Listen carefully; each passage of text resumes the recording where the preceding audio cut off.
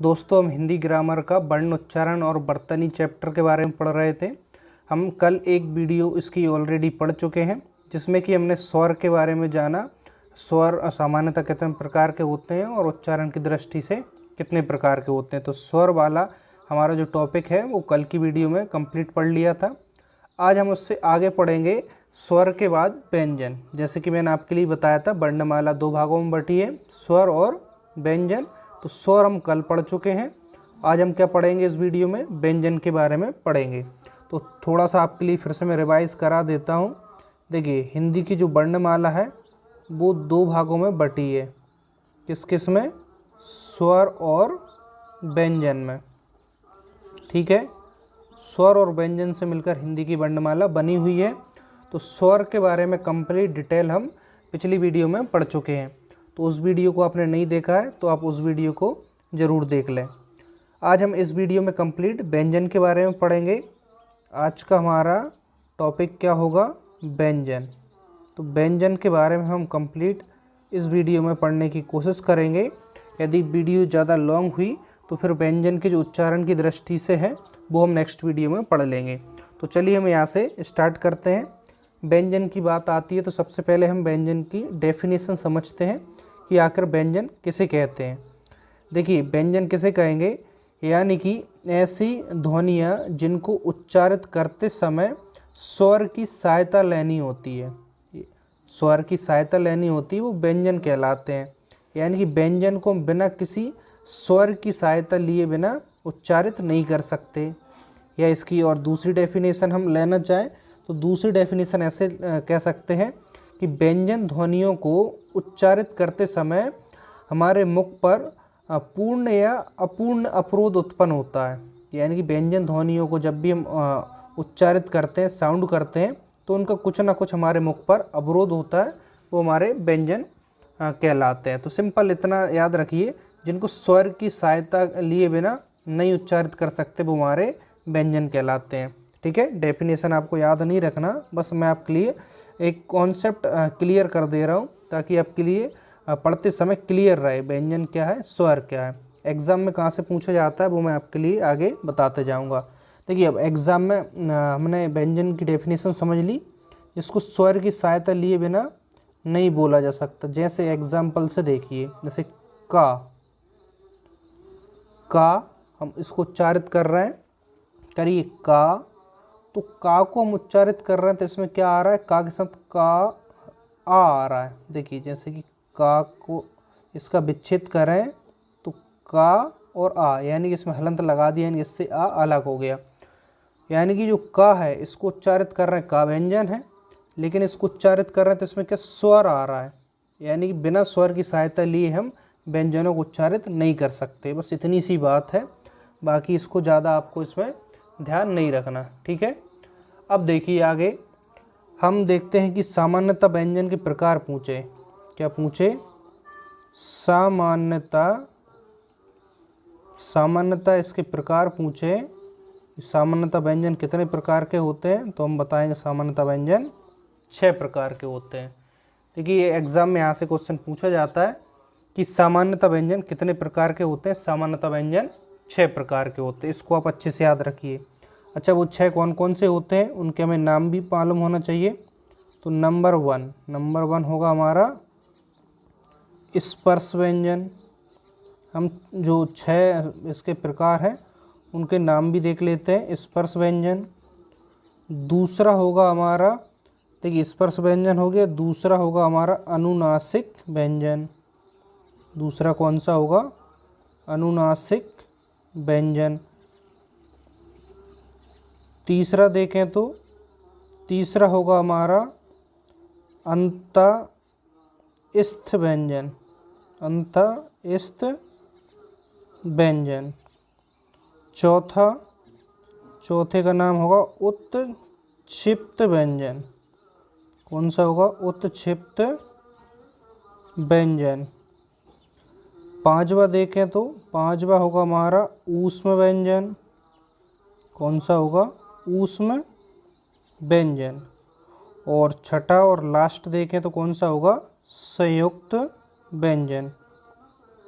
संयुक्त व्यंजन। ये तो होगा हमारे क्या जो सामान्यतः व्यंजन है इसके प्रकार हो गए। हमने सभी के नाम भी देख लिए। स्पर्श व्यंजन हो गया पहला, दूसरा अनुनासिक व्यंजन, तीसरा अंतःस्थ व्यंजन, चौथा उत्क्षिप्त व्यंजन, पांचवा ऊष्म व्यंजन और छठा संयुक्त व्यंजन। इसके नाम आपको अच्छे से याद रखना है। एग्जाम में पूछा जाता है कि इनमें से कौन सा एक व्यंजन का प्रकार नहीं है या फिर है ना। मल्टीपल जो ऑब्जेक्टिव आते हैं उसमें से हमें यहाँ पे फाइंड करना होता है। अब देखिए व्यंजन 6 प्रकार, 6 के नाम देख लिए। अब हम आगे समझते हैं कि स्पर्श व्यंजन क्या होते हैं। एग्जाम में सिर्फ इतना पूछा जाएगा कि स्पर्श व्यंजन इनमें से कौन सा है और कौन सा नहीं है, तो आपके लिए वो वर्ण याद रखना है जो स्पर्श व्यंजन के अंदर आते हैं। लेकिन मैं आपके लिए और इससे आगे डिटेल में थोड़ा सा डेफिनेशन बताने की कोशिश कर रहा हूँ ताकि आपके लिए थोड़ा सा माइंड में क्लियर रहे। स्पर्श व्यंजन, स्पर्श व्यंजन कौन से व्यंजन होंगे? ऐसे व्यंजन जिनको उच्चारित करते समय हमारी जबान का कोई ना कोई हिस्सा मुख से टकराता है, चाहे आगे का या पीछे का, कोई सा भी हिस्सा जबान का मुख से टकराता है वो हमारे स्पर्श व्यंजन कहलाएंगे। जैसे कि इसका देखें का वर्ग, का वर्ग पूरा होगा। का वर्ग यानी कि का, खा, गा, घा, ड़ा, है ना। इसमें जो भी 5 वर्ण होंगे वो सारे का वर्ग यानी कि मैं का की जो लाइन पंक्ति पूरी होती है वो सारे इसमें आ जाएंगे, का वर्ग। इसके बाद चा वर्ग, टा वर्ग, ता वर्ग और पा वर्ग। ठीक है, तो सिंपल याद रखिए आप स्पर्श व्यंजन के अंतर्गत कौन कौन से वर्ण आएंगे। का वर्ग सारा आ जाएगा, चा वर्ग पूरा, टा वर्ग, ता वर्ग और पा वर्ग। इसके अंदर जितने भी वर्ण होंगे वो सारे स्पर्श व्यंजन के अंदर आएंगे। देखिए का वर्ग की हम बात करें तो का वर्ग को देखिए यहाँ पे हम और डिटेल में नीचे लिख दे रहा हूँ, यहाँ पे जगह नहीं है, चलिए मैं यहाँ पे ऊपर लिख दे रहा हूँ। ठीक है, ऊपर मैं अलग से इसको थोड़ा सा लिख दे रहा हूँ। का वर्ग पूरा का मतलब क्या है, इसमें आएगा देखिए का वर्ग यानी कि जैसे का वर्ग है तो इसमें कौन कौन से वर्ण होंगे, का, खा, गा, घा और ड़ा। ठीक है, का वर्ग हो गया। इसी तरीके से चा वर्ग की बात करेंगे तो चा, छा, चम्मच, छतरी, झझाज, सॉरी जा आएगा, झंडा और इंगा। देखिए आपने हो सकता है इस तरीके से अपने स्कूल में पढ़ा होगा। इसके बाद टा वर्ग, देखिए हमको जब पढ़ाया गया था तो हम इसी प्रकार से याद रखते थे।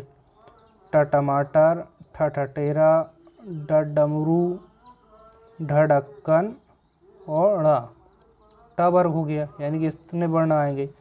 इसी प्रकार से ता वर्ग में देखेंगे तो ता तराजू, था थर्मस, द दबात, ध धनुष, न नल। एक और बच गया तो इसको हम यहाँ पे लिख देते हैं पा वर्ग।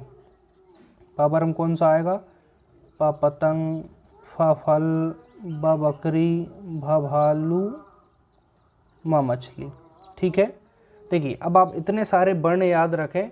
इससे अच्छा आपके लिए सिंपल क्या रहेगा, इससे अच्छा आपके लिए सिंपल रहेगा। सिंपल इतना याद रखें कि स्पर्श व्यंजन के अंतर्गत आएगा का वर्ग, चा वर्ग, टा वर्ग, ता वर्ग और पा वर्ग।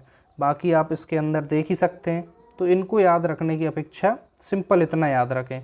जैसे कि एग्जाम में क्वेश्चन कैसे बनता है, टा है, जैसे कि ऊपर दे देगा स्पर्श व्यंजन इनमें से कौन सा है, टा दे देगा और कोई दूसरे और वर्ण दे देगा, तो उसमें से हम टा किसके टा वर्ग के अंदर आ रहा है तो कौन सा हो गया, स्पर्श व्यंजन हो गया।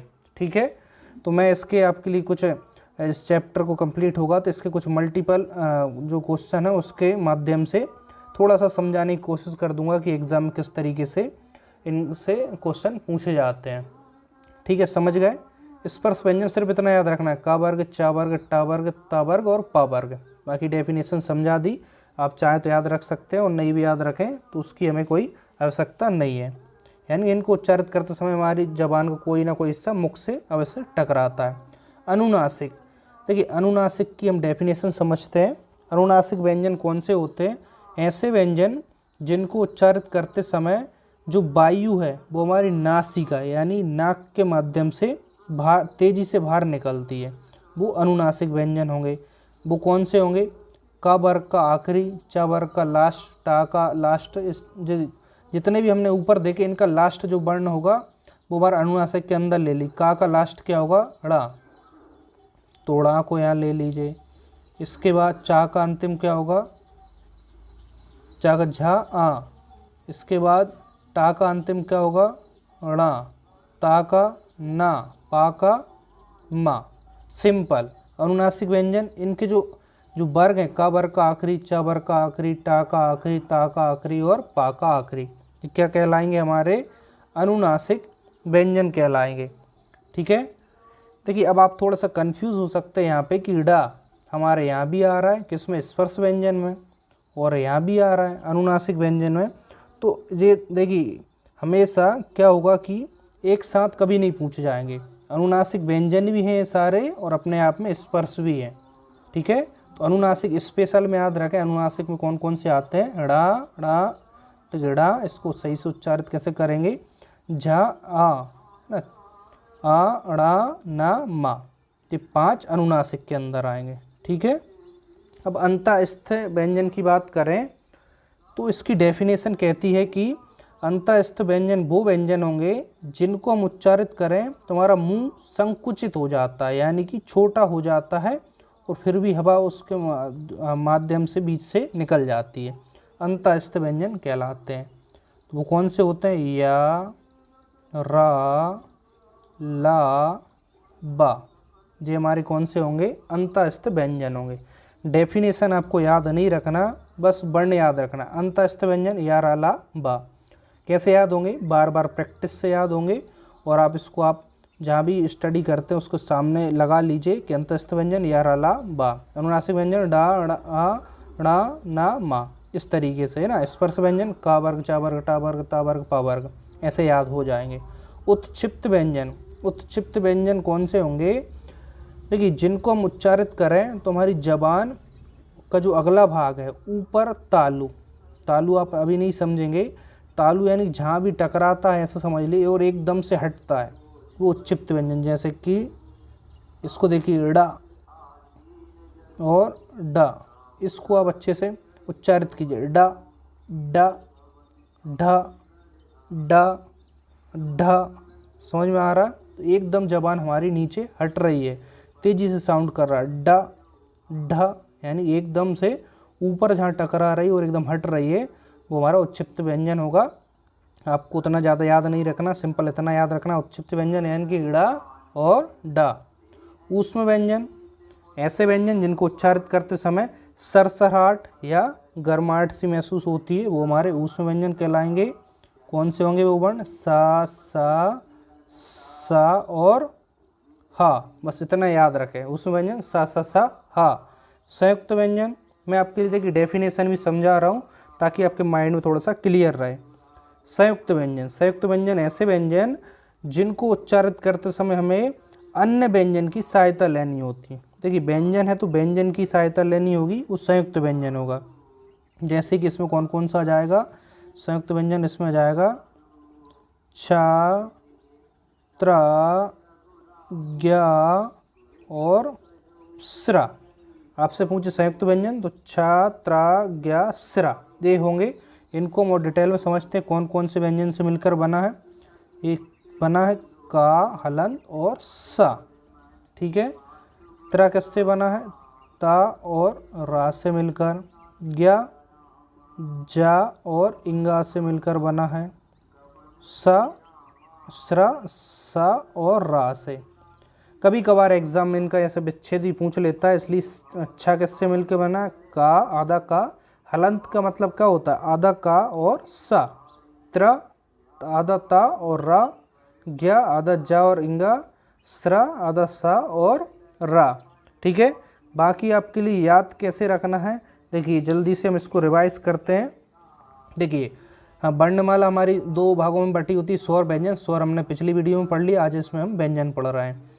देखिए इसमें हम देखते हैं कि व्यंजन देखें तो व्यंजन हम बिना स्वर के उच्चारित नहीं कर सकते। जैसे का को उच्चारित करा तो इसमें स्वर आ गया। ठीक है, ये तो सिंपल सी हमें समझने वाली बात हो गई। क्वेश्चन कहाँ से बनते हैं एग्जाम में? क्वेश्चन यहाँ से बनते हैं। सामान्यतः स्वर कितने प्रकार के होते हैं? तो सामान्यतः स्वर हमारे जो होते हैं वो होते हैं कितने प्रकार के? एक मिनट रुकिए, थोड़ा सा मैं लाल पेन यहाँ पे ले लेता हूँ जिससे कि आपको थोड़ा सा अच्छे से क्लियर हो जाए। चलिए, लाल पेन यहाँ पे नहीं मिल पा रहा तो इससे ही देख लीजिए थोड़ा सा। सामान्यतः एग्जाम में क्वेश्चन यहाँ से पूछा जाता है कि सामान्यतः जो व्यंजन है उसके कितने प्रकार मिलते हैं? तो हमें मिलते हैं 6 प्रकार।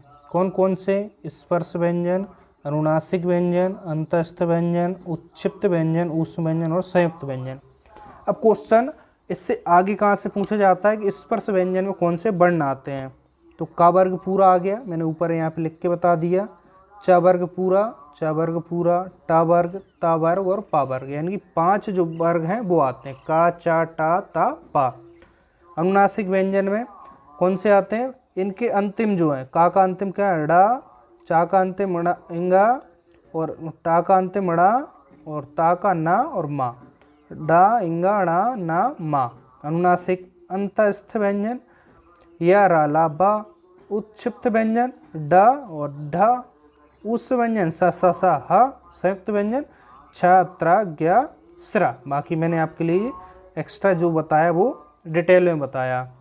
देखिए, डिटेल में आता है सबसे ज़्यादा एमपी जो एसआई है उसमें जो 70 नंबर की हिंदी आती है उसमें काफ़ी डिटेल में पूछा जाता है। बाकी सभी एग्ज़ाम के लिहाज से हम अच्छे से पढ़ रहे हैं, तो आप डिटेल में पढ़ते हैं तो आप फिर कोई सा भी एग्ज़ाम दें आपसे कंप्लीट बन जाएगा। इस चैप्टर को जैसे ही कंप्लीट करेंगे तो कुछ मैं ऑब्जेक्टिव क्वेश्चन में बता दूंगा तो एग्ज़ाम में किस तरीके से क्वेश्चन पूछे जाते हैं। तो आई होप आज की वीडियो आपको जरूर पसंद आई होगी। यदि वीडियो पसंद आई है तो वीडियो को जल्दी से लाइक कर दीजिए और इसे अपने सभी दोस्तों के साथ शेयर कर दीजिए और कमेंट्स कर जरूर बताएं कि आपको इस वीडियो में क्या कुछ सीखने को मिला, और मैं नेक्स्ट वीडियो आपके लिए और अच्छे से यहाँ पे पढ़ाने की कोशिश करूँगा। देखिए, आप लाइक और कमेंट्स ज़रूर करें जिससे कि मुझे मोटिवेट मिले और मैं आपके लिए बेहतर से बेहतर पढ़ाने की यहाँ पे कोशिश करता रहूँ। चैनल पर नहीं हो तो जल्दी से चैनल को सब्सक्राइब कर दीजिए और बेल आइकन को भी प्रेस कर दीजिए। तो ठीक है, मिलते हैं हम नेक्स्ट वीडियो में। आज के लिए इतना ही। Thank you.